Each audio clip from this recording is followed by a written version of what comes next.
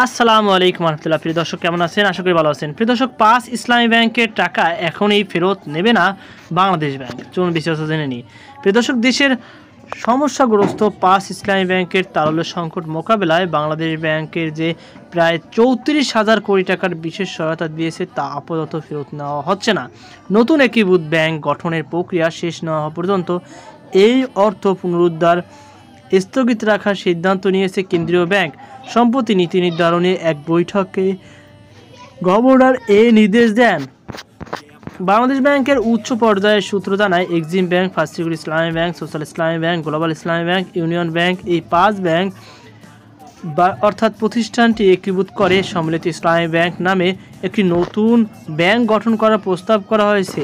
ইতিমধ্যে ব্যাংকগুলোকে প্রশাসক নিয়োগ দেওয়া হয়েছে এবং একীভূতকরণ নকশা তৈরির কাজও চলমান।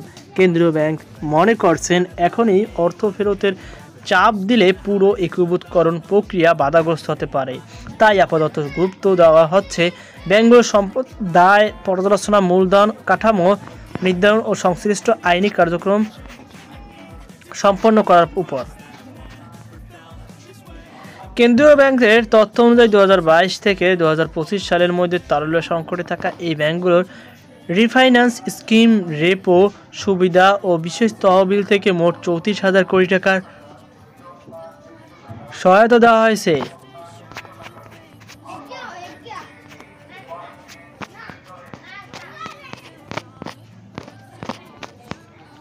এই অর্থের বড় একটি অংশ খরচ হয়েছে গ্রাহকদের আমানত ফেরত ও দৈনন্দিন কার্যক্রম চালাতে।